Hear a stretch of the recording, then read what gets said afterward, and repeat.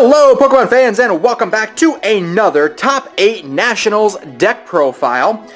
This time around we're going to be taking a look at Dylan Bryan's medal list, which is very, very unique. And as a matter of fact, the more I look at it, the more I like it. He chose to run a very unconventional medal deck, and I think it's pretty awesome actually that he got it to work and it did so well. So we're going to take a look at it here today. Like I said, this is the top 8 week of our channel here for the Nationals decks. So let's start off here and take a look at what most medal decks center around, and that's going to be Bronzor and Bronzong. So we've got Bronzor here. We've got exactly 3 of them to be exact. So 3 Bronzor, plain and simple. Obviously he's going to use for energy acceleration when he evolves into Bronzong here. Bronzong has the ability Metal Links. Once during your turn before you attack, you may attach a Metal Energy from your discard pile to one of your benched Pokemon. It's a very cool energy acceleration Pokemon. Really, really works wonders in just about any kind of deck, really, because it adds especially like to colorless decks and stuff too, but mostly for Metal.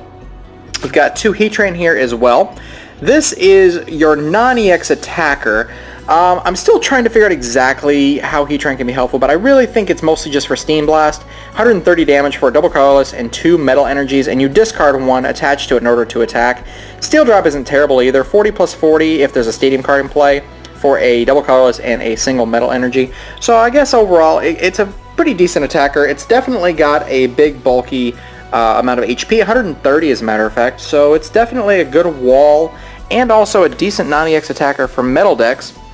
But the main attacker in this deck, by the looks of everything, in all honesty, is coming from Aegislash EX. 3 of them to be exact, with the ability Mighty Shield, preventing all damage done to Pokemon by attacks from each of your opponent's Pokemon that has special energy attached to it.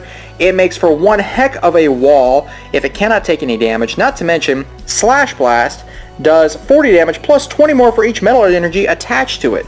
So as your opponent can't attack you if they have special energy, you're going to be sitting back and just waiting for your Aegislash to get powered up with Bronzong over here, and you're able to swing for a lot of damage in due time. So Aegislash EX seems to be the main attacker of the deck, and as if Aegislash EX isn't enough of a wall, really, really interesting here. Now these aren't the exact Klinks and Klangs that were in the deck, but I do only own 2 Plasma Storm. This was what was in the deck. This is just an extra because it's also on Boundaries Cross as well. But we've got 3 Klink here. This is your first stage in the evolution line to getting Klinklang. We've got 1 Klang. This is actually the Emerging Powers Klang. I don't have a Plasma Storm one, so yeah, I just had to kind of proxy that one in. But what you're looking for is the Plasma Storm Klang. There's actually 2 of those as a matter of fact. My mistake. This is the Plasma Storm Klang. I only have 1 of them. So this is the one you're looking for, but there is 2 of them in the deck. 2 Klang. They actually look very similar as well, which is kind of interesting. And finally, 2 copies of Plasma Storm Klinklang with the ability Plasma Steel. Prevent all damage done to your metal Pokemon by attacks from your opponent's Pokemon EX.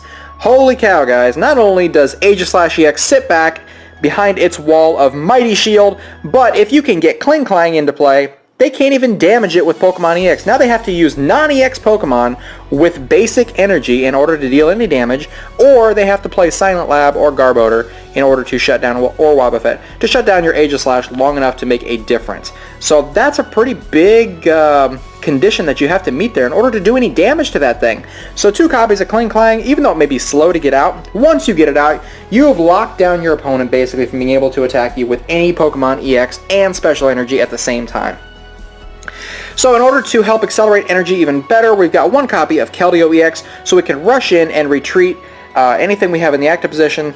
That way we can Metal Links onto it. Aegislash, for instance, if it's in the active. You can rush in, put the Aegislash back on the bench, Metal Links to it, and then Float Stone attached to here, which you'll see in a second, to retreat and be able to attack with Aegislash on the same turn. It's a pretty neat little strategy, and it works really well. We have 1 copy of Jirachi EX with Stellar Guidance. When you play this Pokemon from your hand onto your bench, you may search your deck for a supporter card, reveal it, and put it into your hand. This is great if you need a draw supporter, or say you need a Lysander or something like that. Jirachi will automatically get you that supporter that you need as long as this ability is in play. So there's 1 copy of Jirachi, and finally we have 2 copies of Shaman EX for the ability Setup. when you play this Pokemon on from your hand onto your bench, you may draw cards until you have 6. So this is perfect for draw acceleration because the deck is not very supporter heavy, as you'll see here. Shaymin EX does the job for drawing what you need should you happen to need it. So let's get to the supporters. We've got 3 copies of Professor Sycamore. Not enough room in this deck for 4, so 3, discard your hand and draw a fresh 7 cards. We also have 3 copies of N, being able to shuffle your hand into your deck and draw as many surprise cards, cards as prize cards on your both sides of the field, you and your opponent. Y'all know how N works. Put that down over here. And we have 2 copies of Colress as well, because you can see we have a lot of Pokemon, so drawing for Colress can be pretty easy. We're talking 3, 6, 8, 10, 11, 14, 15, 16, 17, 18, oh wait a minute, not 18, 3, 6, 8, 9, 10, 11, 12, 13, 14, 15, 16, 17, yeah, 18. We have 18 Pokemon. I did have that right. 18 Pokemon that you have the ability to use Colress for.